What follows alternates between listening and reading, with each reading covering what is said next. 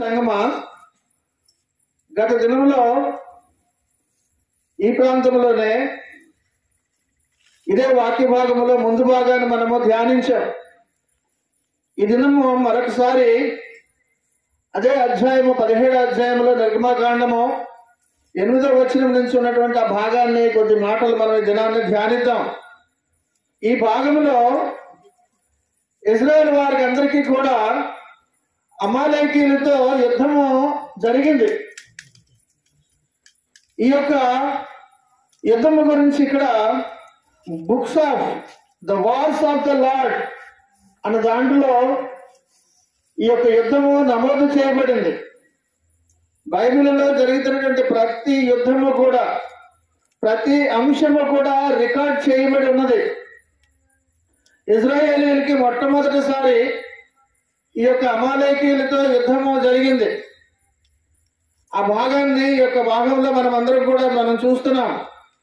8వ వచనంలో ఒకసారి చూసినట్లయితే, తరువాత అమాలేకీయులు వచ్చి రెఫీదీములో ఇజ్రాయేలీయులతో యుద్ధము చేయగా అన్న మాట అక్కడ మనము చూస్తున్నాం. అమాలేకీయులు ఎవరు? ఏశావు సంతానము. ఏశావుకి ఆదాకు పుట్టినటువంటి ఎలీఫజుకి తిమ్నాకి పుట్టినటువంటి వాడు ఈ అమాలేకీయుడు. ఆ విధంగా ఏశావు సంతానము అనేసరికి మనకి ఏంటి జరిగింది అన్నది అర్థమైపోతుంది. అమాలేకీయులు ఏశావు సంతానము. మొట్టమొదటి నుంచి వారికి ఉన్నటువంటి ఆ యొక్క శత్రుత్వము గురించి మనకి తెలుసు. యాకోబు ఏశావు జ్యేష్ఠత్వాన్ని మరి పొందుకోవడాన్ని బట్టి, ఆశీర్వాదాలన్నీ కూడా పొందుకోవడాన్ని బట్టి ఈ వంశం అంతా కూడా వంశ పారంపర్యముగా వారిలో శత్రుత్వము ఏర్పడిపోయింది. వారి యొక్క పగ వారి రక్తంలో తరతరాల నుంచి కూడా ప్రవహిస్తుంది. అది ఈనాటికి కూడా జరుగుతూనే ఉంది. ఆ పగ ప్రతీకారాలు ఈనాటికి కూడా మనము చూస్తూనే ఉన్నాము. ప్రియమైనటువంటి దేవుని యొక్క సంగమా, ఈ దినము ఇజ్రాయేలుకి వచ్చినటువంటి శ్రమ ఈ భాగంలో ధ్యానిస్తున్నటువంటి భాగంలో చూస్తే, ఇజ్రాయేలుకి వచ్చినటువంటి శ్రమ, ఆ శ్రమకు కారణము మోషేతో వారందరూ కూడా తిరుగుబాటు చేయడం. మోషే మీద తిరుగుబాటు చేయడం అని అనగా దేవునిపై తిరుగుబాటు చేయడమే. దేవుడు అమాలేకీయులను అందుకే పంపించారు. వీరికి ఒక గుణపాఠం నేర్పడానికి, దేవుని యొక్క ప్రాముఖ్యతను తెలుసుకోవడానికి దేవుడు అమాలేకీయులను వీరి మీదకి పంపించారు. మనము గమనించినట్లయితే, దేవుడు నీకు ఇచ్చినటువంటి వాటన్నిటిని బట్టి, నీకు ఇచ్చినటువంటి కుటుంబాన్ని బట్టి, దేవుడు ఆశీర్వదించినటువంటి ఆశీర్వాదాలు బట్టి ప్రశాంతముగా నువ్వు ఉండకుండా బయట నుండి అనగా ఆ ప్రశాంతతని పోగొట్టుకునే విధముగా నీకు నీవే చేసుకుంటే బయట నుండి నీకు శత్రువులు రావడం నీ మీదకి న్యాయమే. కనుక మనం గమనించాలి, దేవుడు నీకు ఇచ్చినటువంటి కుటుంబాన్ని, దేవుడు నీకు ఇచ్చినటువంటి ఆశీర్వాదాలని ప్రార్థనాపూర్వకముగా నిత్యము కూడా కాపాడుకుంటూ ఉండాలి. శత్రువు నీ కుటుంబంలోనికి రానివ్వకుండా, నీ కుటుంబం వారు శత్రువుల జోలికి వెళ్లకుండా, సాతాను శోధనలో పడకుండా నిత్యము కూడా జాగ్రత్తగా ప్రార్థనాపూర్వకంగా కుటుంబ ప్రార్థన బట్టి ఉండాలి. అలా లేనప్పుడు అమాలేకీయులు ఖచ్చితంగా నీ కుటుంబంలోనికి ప్రవేశిస్తారు. ప్రియమైనటువంటి దేవుని సంగమా, అమాలేకీయుల గురించి మనం చూసినట్లయితే, వారు ధైర్యముగా ఇజ్రాయేలీయులను ఎదుటి నుంచి వారిని పోరాడలేదు. వారి ఎదురుగా వచ్చి న్యాయపరముగా వారితో యుద్ధం చేయలేదు. 20-30 లక్షల మంది ప్రయాణం చేస్తుంటే వారి వెనకాతల సాధారణంగా ఎవరు నడుస్తారు అంటే బలహీనలు, వృద్ధులు నడుస్తారు. అటువంటి వారిని వెనక నుంచి వచ్చి ఆ వృద్ధులను, బలహీనులందరినీ కూడా హతమార్చడం అన్నది మనం అక్కడంతా చూస్తాం. తీయదు కానీ ద్వితీయోపదేశకాండం 25:17-19 వరకు భాగంలో చూస్తాం.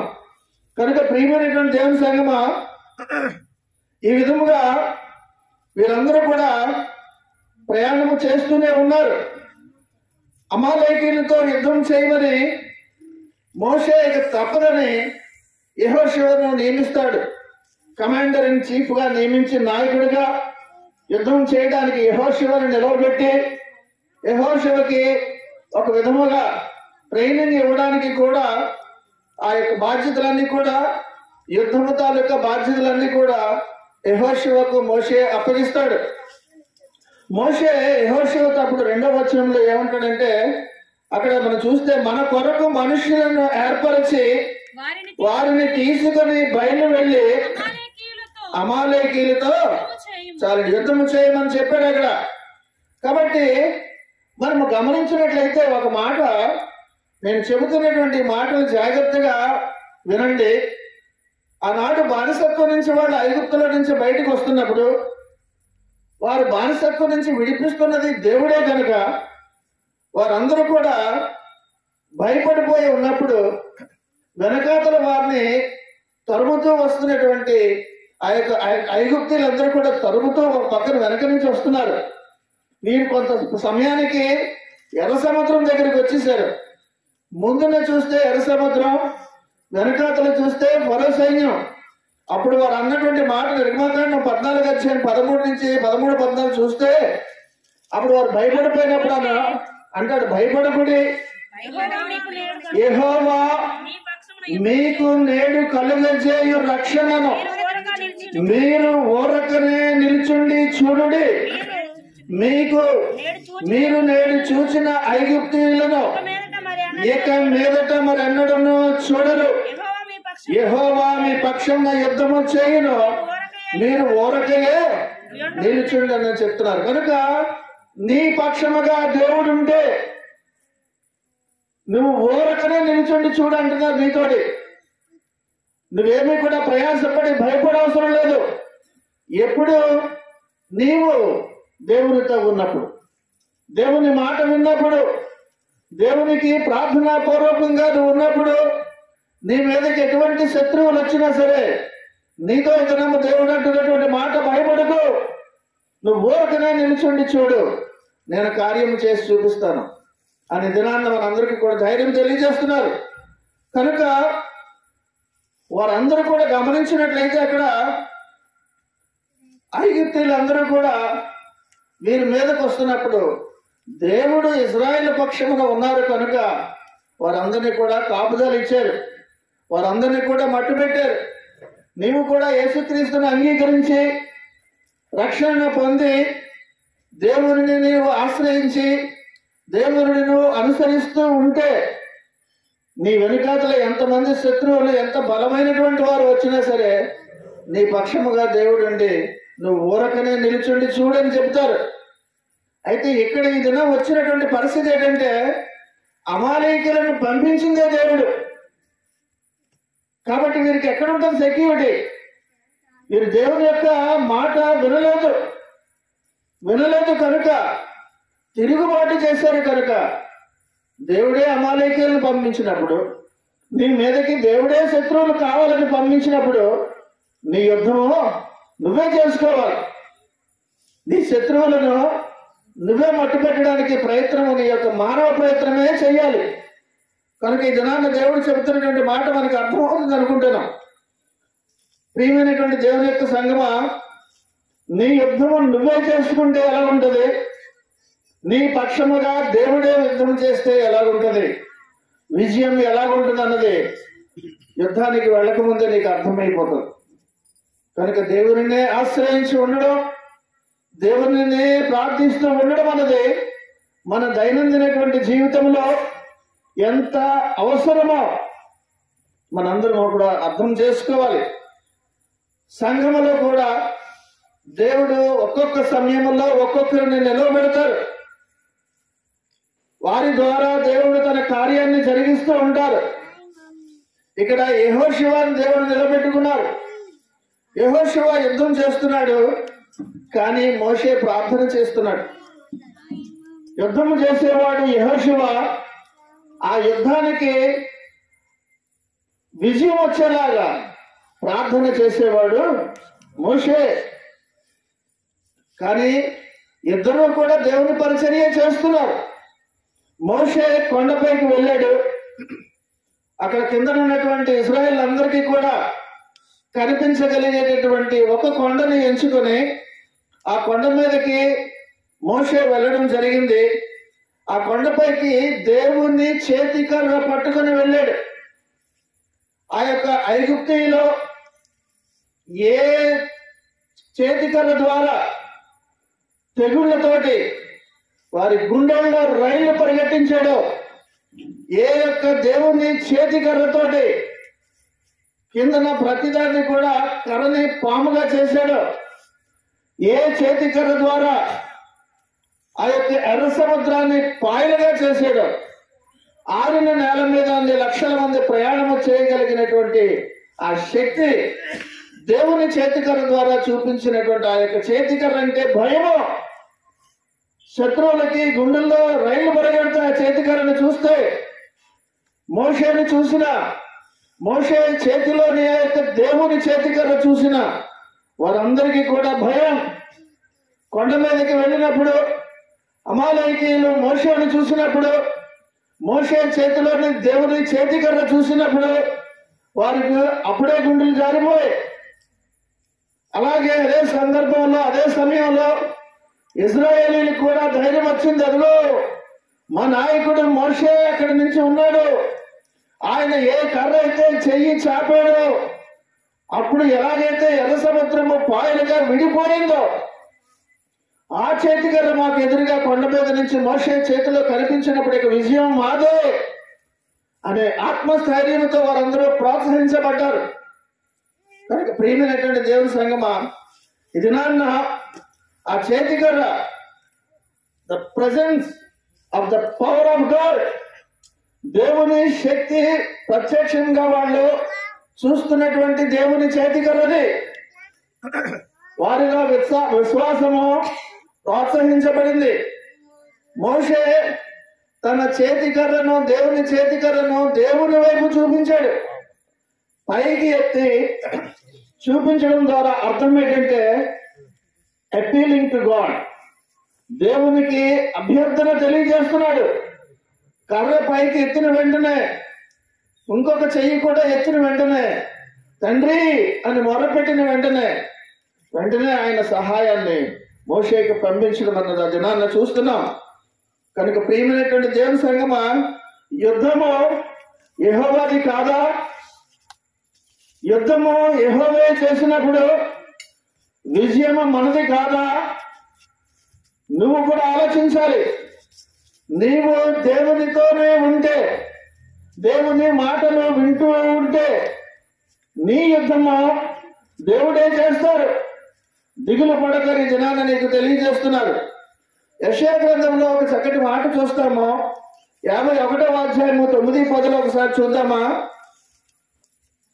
యెహోవా బాహువు, యెహోవా బహు కొద్దిపాటి శేషము మనకు నిలుపుమని. 9-10 యెహోవా బాహువా లెమ్ము, లెమ్ము బలము తొడుగుకొమ్ము, పూర్వ కాలములలోను పురాతన తరములలోను లేచినట్లు లెమ్ము. రాహాబును తుత్తు నీలుగా నరికి వేసిన వాడము నీవే కదా, మకరమును పొడిచిన వాడము నీవే కదా, అగాధ జలముల గల సముద్రమును ఇంకిపోచేసిన వాడము నీవే కదా, విమోచింపబడిన వారు దాటిపోయినట్లు సముద్రాగాధ స్థలములను త్రోవగా చేసిన వాడము నీవే కదా అని చెబుతున్నాడు. ఇక్కడ రాహాబును తుత్తు నీలుగా చేయడం అనగా అది దినాన్న మన యొక్క సబ్జెక్ట్ కాదు. కానీ ఈ మధ్యలో అందరూ కూడా చూసినటువంటి లెవియథాను గురించి చూశారు. మా సముద్రంలో కనిపిస్తుంది అన్నట్టుగా ఆ మహాగాన్ని గురించి, అది రాహాబు, అది 74 కీర్తనల తర్వాత అంశం. అది దేవుని చిత్తమైతే ఇంకొకసారి ధ్యానిద్దాం.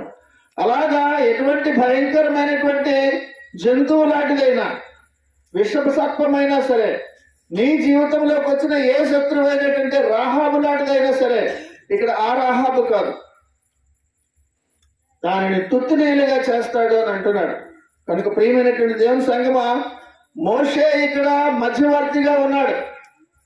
మోషే మధ్యవర్తిగా ఉండి ప్రార్థన చేస్తూ కొండ మీద నుండి దేవునికి విజ్ఞాపన చేస్తున్నాడు. నీ శత్రువులు నిన్ను ముట్టుతున్నప్పుడు, చుట్టుముట్టినప్పుడు నీవు దేవునికే ప్రథమంగా ప్రార్థన చేయాలి. ఇక్కడ మనం గమనించినట్లయితే కీర్తన ఇందాక చదివాం 76లో 2-3 చూద్దాము. షాలేములో ఆయన గుడారం ఉన్నది, సియోనులో ఆయన ఆలయం ఉన్నది. అక్కడ వింటి బాణములను, కేడములను, కత్తులను, యుద్ధాయుధములను ఆయన విరుగగొట్టి చాలని చూస్తున్నాం. అక్కడ గమనించాలి, మోషే చేయి పైకెత్తి ఉంచి ఉంచి అలిసిపోయాడు. చేతులు బరువెక్కిపోయాయి. ఎంతసేపు అలా పట్టుకొని ఉండగలడు? యుద్ధము ఉదయం మొదలు పెడితే సూర్యోదయం నుంచి సూర్యాస్తమం వరకు జరుగుతుంది. అనగా అంతసేపు నిలవబడి చేతులు పైకెత్తి ఉంచడం అంటే చాలా కష్టము. మోషే చేతులు బరువెక్కిపోయిన 12వ వచనంలో చూస్తాము. మోషే చేతులు చాలండి బరువెక్కగా అని అక్కడ మాట చూస్తున్నాం మనం. ఎంత బలమైనటువంటి చేయి అయినా అలా ఉంచడం వలన బలహీనం అయిపోతుందని అందరికీ తెలుసు.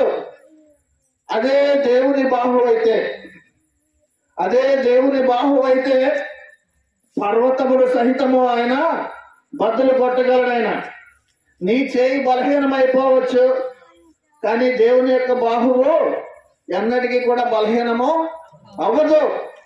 అదే మాట మనం యెషయా 5వ అధ్యాయంలో 25వ వచనంలో 2వ భాగంలో చూస్తాం. 25bలో యెషయా 5:25bలో చూస్తే ఆయన వారి మీదికి తన బాహువు చాచి వారిని కొట్టగా పర్వతములు వణుకుచున్నవి అన్న మాట చూస్తున్నాం. కనుక యుద్ధం చేస్తున్నటువంటి యెహోషువ చేతులు బరువెక్కలేదు, కానీ ప్రార్థన చేస్తున్నటువంటి మోషే చేతులు బరువెక్కిపోయాయి.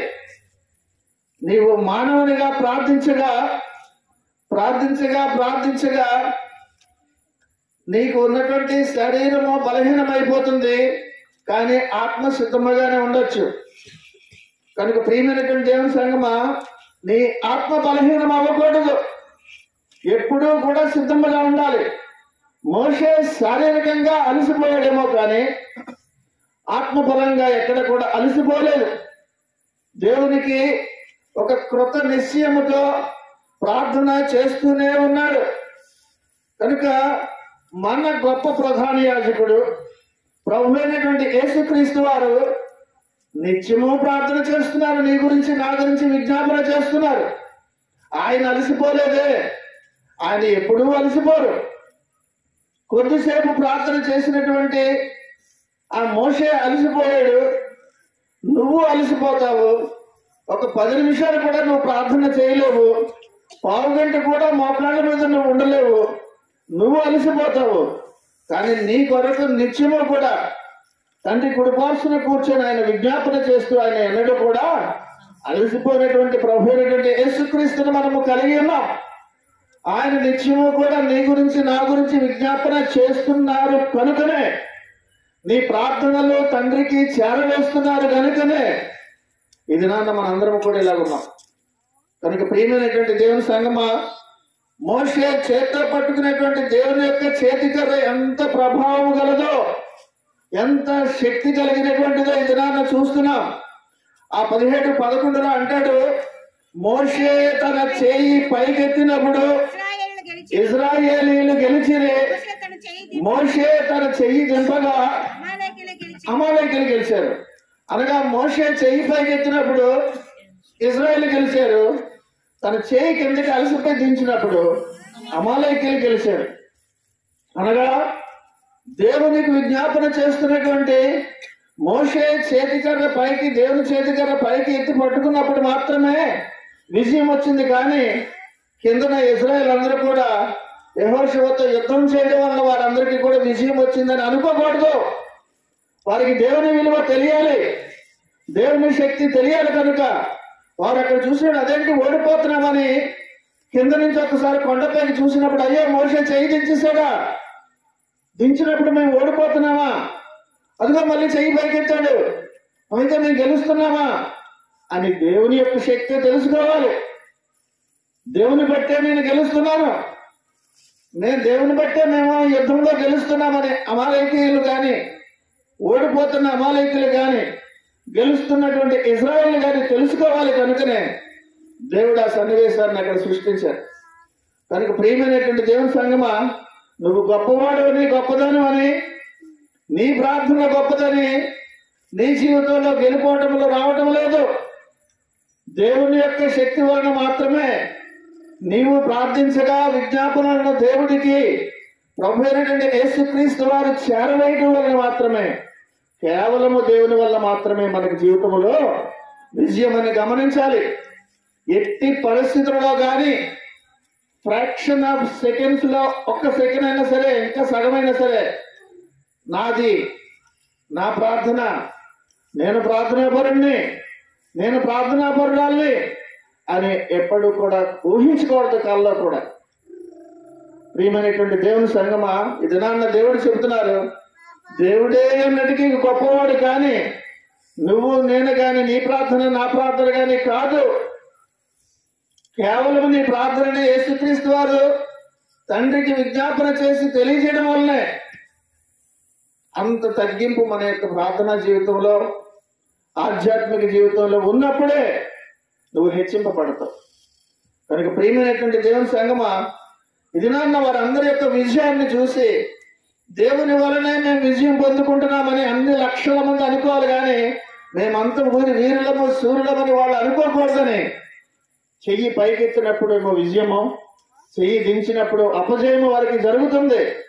వారు అప్పుడు దేవుని యొక్క గొప్పతనాన్ని మరొకసారి తెలుసుకున్నారు. వాళ్ళు ఇజ్రాయేలుకి అర్థమైంది, మోషే చేతిలో ఉన్నటువంటి కర్ర దేవుని చేతి కర్ర మమ్మల్ని నడిపిస్తున్నటువంటిదని వారికి పూర్తిగా అర్థమైంది. అంతకు ముందు ఎందుకు మేము గొడవ పెట్టుకున్నామా, ఎందుకు మోషేపై దేవునిపై సనుక్కున్నామా అని వారికి వివరం వచ్చింది. అది కానీ కొంతకాలమే. మనకి చాలాసార్లు జరిగినటువంటి పరాభవాన్ని బట్టి కానీ, జీవిత అనుభవాన్ని బట్టి కానీ ఒక్కోసారి వివరం వస్తుంది కానీ కొద్ది క్షణాలే ఉంటుంది. మళ్ళీ కొంచెం శక్తి పుంజుకునేసరికి శర మామూలే. ప్రియమైనటువంటి దేవుని సంగమా, ఎప్పుడు ఒకే రకమైనటువంటి ఆధ్యాత్మిక జీవితము, ఒకే రకమైనటువంటి ఆలోచన విధానము కలిగి ఉండాలి. అది క్రైస్తవ జీవితానికి అవసరమైనటువంటిది. కనుక ఈ దినాన్న యుద్ధము యెహోవాదైనా అమాలేకీయులు కొంతసేపు గెలుస్తున్నారు. దేవునిదే యుద్ధమైన మోషే చేతులు దించేసరికి అమాలేకీయులు గెలుస్తున్నారు. యుద్ధము దేవునిదైనా ఒక్కోసారి అమాలేకీయులు గెలుస్తున్నారు. అనగా నువ్వు ప్రార్థనలో నువ్వు అలసిపోయినప్పుడు నువ్వు ఓడిపోతావు. ప్రార్థన 4 రోజులు చేశాను కదా, ఈ రోజు ఒక్క రోజుకి ఎందుకు నేను చేయడం అని నువ్వు చేతులు దించితే, మోషే చేతులు దించితే అపజయం వచ్చేసినట్టుగా ఈ రోజు ఎందుకులే ప్రార్థన అని అనుకుంటే నీకు అపజయం ప్రవేశిస్తుంది. అందుకనే ఎప్పుడు కూడా మెలకువగా ఉండి ప్రార్థన చేయండి అని ఎందుకు చెబుతున్నారు? ప్రియమైనటువంటి దేవుని సంగమా, ఇది నాన్న దేవుడు నీ పక్షంగా యుద్ధము చేస్తున్నా సరే నీకు అపజయం వస్తుందంటే, ఒకసారి అమాలేకీయులకి నీ జీవితంలో విజయం వస్తుందని అంటే నీ ప్రార్థన సన్నగిలడం వలనే, నీ ప్రార్థన ఆగిపోవడం వలనే గమనించాలి. అందుకే నేను నిత్యము కూడా నీ పైకి, నీ ఆధ్యాత్మిక జీవితంలోనికి శత్రువులు రాకుండా ఉండాలనంటే నువ్వు ఎత్తిన చేయి దించకూడదు, నీ ప్రార్థనకు విరామము ఇవ్వకూడదు, నిత్యము ప్రార్థిస్తూ ఉండాలని దేవుడి దినాన్ని మనకు తెలియజేస్తున్నారు. ప్రియమైనటువంటి దేవుని సంగమా, ఈ విధముగా మోషే ఎలాగైతే విజ్ఞాపన చేస్తున్నాడో సంఘమంతా కూడా అలాగా బలంగా ప్రార్థిస్తే మన సంఘమంతా కూడా ఆధ్యాత్మికంగా ఇంకా ఇంకా అభివృద్ధి చెందుతుందని గమనించాలి.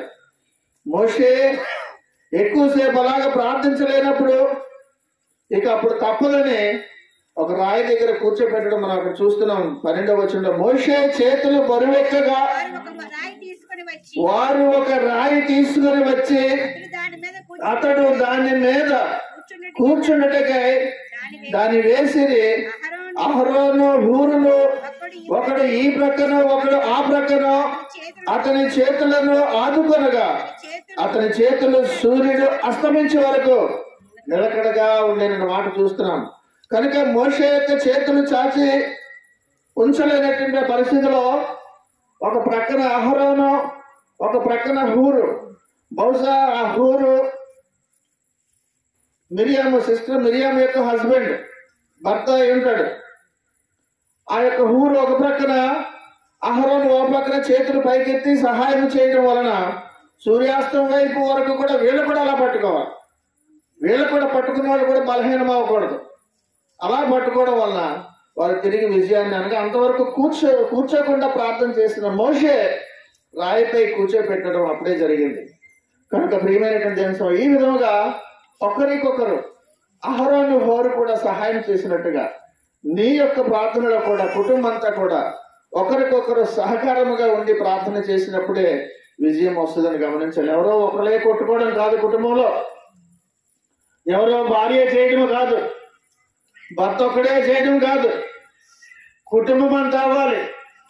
కుటుంబం అంతా ఎప్పుడైతే కలిసి ఎక్కడ ఇద్దరు ముగ్గురు తెలుసు కదా.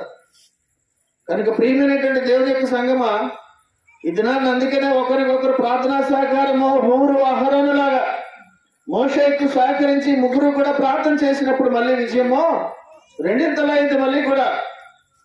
కానీ మోషే చేతులు అలసిపోయే గాని మోషే యొక్క కృత నిశ్చయం మాత్రము అలసిపోలేదు, ఆగలేదు. అతను శరీరము నీది బలహీనమైన నీ ఆత్మ నీ ప్రార్థన బలహీనం అవ్వకూడదు. ఆ విధముగా మన యొక్క ప్రార్థనా జీవితం ఉండాలి.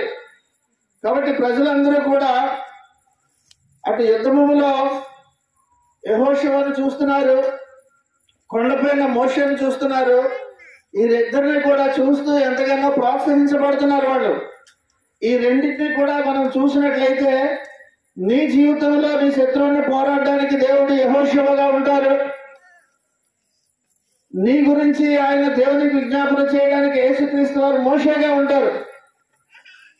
ఆ విధముగా నీ జీవితంలో మోషే యెహోషువ సాదృశ్యముగా ఉన్నారని గమనించాలి. నీ సమస్యలకు యుద్ధం చేయడానికి యెహోషువను పంపిస్తారు. నీ యొక్క సమస్యను పరిష్కరించడానికి ప్రార్థన చేయడానికి కుమారుడైనటువంటి యేసుక్రీస్తు వారు మోషేలాగా నిత్యము కూడా విజ్ఞాపన చేస్తున్నారని గమనించాలి. ఈ యొక్క ఇద్దరు కూడా మన జీవితంలో ఎంతో ప్రోత్సాహకరముగా మన యొక్క ఆధ్యాత్మిక జీవితానికి ఉన్నారని మనము గమనించాలి. ప్రియమైనటువంటి దేవుని సంగమా ఇలాగా ఒక్కొక్కసారి మాత్రమే అమాలేకీయులు గెలిచారు. కారణం యెహోషువతో ఉన్నటువంటి ఇజ్రాయేల్ చెప్పిన మాట వినకపోవడం. యుద్ధంలో ఉంటూ కూడా ఆయుధాలు ఉన్నా సరే యెహోషువ నాయకుడి యొక్క మాటలు విననప్పుడు వెంటనే అపజయం వాళ్ళకి ప్రారంభం అయిపోయింది. వెంటనే తెలుసుకొని ఎవడో ఇంకొకటి దెబ్బతేలితే కానీ ఇద్దరు ముగ్గురు పక్కన వస్తే కానీ తిరిగి లేచి యుద్ధంలోనికి వెళ్ళేవారు కాదు. అలాగే వాళ్ళు తిరిగి తెలుసుకొని యుద్ధంలోని వాళ్ళు విజయం సాధించడం మొదలుపెట్టారు. అలాగే నీ శత్రువులు కూడా అమాలేకులని శత్రువులు నీ జీవితంలో వచ్చినప్పుడు నువ్వు అప్రమత్తంగా ఉంటే ప్రార్థన పట్ల విసుగుగా కలిగి విరామం తీసుకుంటే కూలిపోయేటటువంటి ప్రమాదం ఉంది. అందుకనే పదే పదే ఈ దినాన్న దేవుడు చెబుతున్న మాట, నీ జీవితంలో అమాలేకుల పట్ల జాగ్రత్తగా ఉండు. నువ్వు నిత్యము కూడా ప్రార్థనాపూర్వకంగా ఉండాలని దేవుడి దినాన్ని మనకు తెలియజేస్తున్నారు. 13వ వచనంలో చూద్దామా.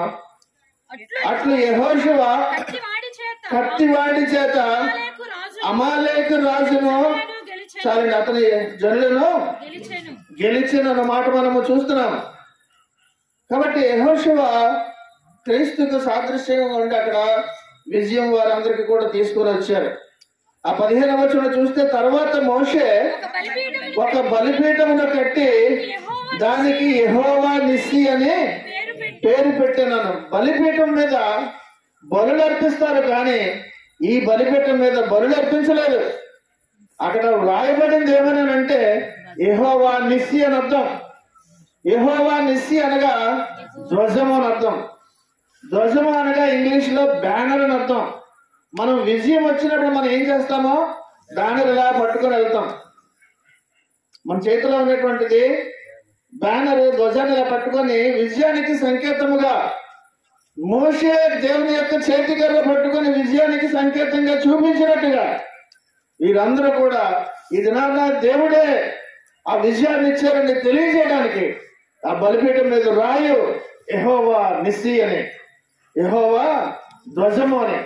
కాబట్టి ఆ విధముగా దేవుడు మోషే దేవుని యొక్క చేతికర్రను పట్టుకొని ఎలాగైతే విజయాన్ని సాధించాడో నీవు కూడా నీ యొక్క ప్రార్థనని ఎత్తి పట్టుకోవడం వలన నీవు కూడా యెహోవా నిస్సి అని నీవు ధ్వజముగా చూపిస్తూ విజయానికి నువ్వు చూపిస్తూ నాకు దేవుడి విజయం ఇచ్చారు, నా సమస్యల గురించి ఎన్నో కాలంగా నేను ప్రార్థన చేస్తున్నాను, ఈ దినాన్న దేవుడు నాకు విజయం ఇచ్చారని నువ్వు చేతులెచ్చి యెహోవా నిస్సి అని చెప్పుకోగలిగినట్టు అనుభవం నీకు రావాలనంటే ప్రార్థనా జీవితం నీకు ఉండాలి. ఆ విధంగా నువ్వు ప్రార్థిస్తూ నీ సమస్యలు బట్టి, కుటుంబాన్ని బట్టి, కుమారుడు బట్టి, కుమార్తెను బట్టి నువ్వు ప్రార్థించినప్పుడు యెహోవా నిస్సి అనేటటువంటి భాగ్యాన్ని నీకు దయచేస్తారని దినాన్న దేవుడు మనకి తెలియజేస్తున్నారు. 16వ వచనంలో ఒకసారి చూద్దామా. అమాలేకీయులు తమ చేతిని యెహోవా సింహాసనములకు విరోధముగా ఎత్తిరి కనుక యెహోవాకు అమాలేకీయులతో తరతరముల వరకు యుద్ధమనను అని మాట చూస్తున్నాం. కాబట్టి అమాలేకీయులు ఏకంగా మనుషులకు కాదు యెహోవాకే విరోధముగా యుద్ధము చేశారు. కనుకనే తరతరాలను కూడా దేవుడు వారు ఎవరిని కూడా తుడిచిపెట్టమన్నారు, కానీ వారు ఎవరిని కూడా పోనీలే అని క్షమించమని దేవుడు చెప్పలేదు. కాబట్టి అక్కడ నుంచి అమాలేకీయులను అందరూ కూడా మట్టు పెట్టడము, తుడిచిపెట్టడం అనేది ఎందుకు జరిగిందని అంటే వాళ్ళు అక్కడ ఏమన్నాడు వాక్యమో యెహోవాకు అమాలేకీయులతో, ఎందుకంటే యెహోవా సింహాసనమునకు విరోధముగా ఎత్తిరి కనుక అంటాడు. అనగా దేవునికి విరోధముగా నువ్వు ఏది చేసినా దేవుడు మొత్తం లేకుండా తుడిచిపెట్టేస్తాడు. దేవునికి ఆ భయం, దేవుడంటే ఆ భయం నీకు ఉండాలి. ఆ భయం లేకపోతే నిన్నెవరు కూడా బ్రతకలేరు, నిన్నెవరు కూడా బాగు చేయలేరు. అమాలేకీయులు మనకు ఉదాహరణ. అమాలేకీయులు దేవుని యొక్క సింహాసనానికి విరోధముగా ఎత్తిరి కనుక వారందరూ కూడా ఏమన్నాడండి, అమాలేకీయులతో తరతరములు కూడా యుద్ధం చేశారు. నీతో దేవుడే యుద్ధం చేస్తే, నీకు వ్యతిరేకంగా నీతో దేవుడే యుద్ధం చేస్తే నేను ఇంకెవరు కాపాడుతారు? నేను ఎవరు కూడా కాపాడలేరు. కనుక దేవుడి మీద ఎప్పుడు తిరగబడకు, దేవుని యొక్క మాటలకు ఎప్పుడు కూడా అలసిపోకు, దేవుని యొక్క మాటలకు ఎప్పుడు కూడా నువ్వు విసుక్కోకు, దేవుని యొక్క మాటలను బట్టి నువ్వు సణుగుకోకని ఈ దినాన్న దేవుడు చెప్తున్నారు. దేవునికి విరోధముగా నువ్వు ప్రవర్తించుకు, మాట్లాడకు. ఆ యుద్ధం తరతరాలు కూడా నీ కుటుంబం అంతా కూడా ఉండిపోతాయి. అటువంటి శాపము నీకు అవసరమా? జాగ్రత్త. ఈ దినాన్న దేవుడు చెబుతున్నారు, దేవుని యొక్క మాటలను విని దేవునికి ప్రార్థించడమే కనీసం ఈ రోజు నుంచైనా నువ్వు ప్రారంభిస్తే నీ జీవితము, నీ కుటుంబము బాగుపడుతుంది. నువ్వే ఆశీర్వదించబడతావు, నీ కుటుంబం కూడా ఆశీర్వదించబడుతుందని ఈ దినాన్న దేవుడు మన అందరికీ కూడా తెలియజేస్తున్నారు. ప్రియమైనటువంటి దేవుని సంగమా, కాబట్టి ఈ దినాన్న యొక్క యుద్ధము ద్వారా మనందరికీ కూడా పరిశుద్ధాత్మ దేవుడు తెలియజేస్తున్నటువంటి మాట యెహోవా నిస్సి. నీకే విజయం ఇస్తానంటున్నారు, నీకే విజయం ఇస్తానంటున్నారు. పొందుకోవడానికి నువ్వు సిద్ధంగా ఉన్నావా? ప్రార్థనా దళములాగా, ప్రార్థనా దండులాగా, ప్రార్థించడానికి ఒక ప్రవాహములాగా కుటుంబ సభ్యులందరూ కూడా ఉండి ప్రార్థిస్తే ఇంకెలాగుంటుందో మీరు ఊహించవచ్చు. దేవుడు నీకు విజయం ఎలాగిస్తారో, నీ గృహం మీద ఒక స్టార్ పెట్టుకున్నప్పుడు ఎంత ఆనందపడతావో, జీవితాంతము కూడా యెహోవా నిస్సి అని నీ యొక్క కుటుంబం మీద, నీ యొక్క గృహం మీద ఎవరికి కనిపించకపోయినా ఆ యొక్క యెహోవా నిస్సి అన్న మాట నీకు దేవునికి కనిపిస్తుంది. విజయము నీకే. దేవునికి ఇటుగా చెప్పట్లు కొడదామా? ప్రభువైనటువంటి యేసుక్రీస్తు వారిని నువ్వు ప్రార్థిస్తే ఆయన నీకు నిత్యము కూడా విజయాన్ని నీకు ఇస్తారని దినాన్ని దేవుడు మనకు తెలియజేస్తున్నారు. అటు విధమైనటువంటి ఆశీర్వాదాలు ప్రతి వారు కూడా పొందుకోవాలని, సంఘం అంతా కూడా ఇంకా ఇంకా ఆశీర్వదించబడాలని, ప్రాముఖ్యంగా ఈ యొక్క కూటమి ఏర్పాటు చేసుకున్నటువంటి కడియాల ప్రకాష్ రావు గారి యొక్క కుటుంబ సభ్యులందరూ కూడా ఆశీర్వదించబడాలని కోరుతూ నా మాటలు నేను ముగిస్తున్నాను. దేవుడి మాటలు మన వెనుకల్లో దీవించి ఆశీర్వదించును గాక. ఆమేన్.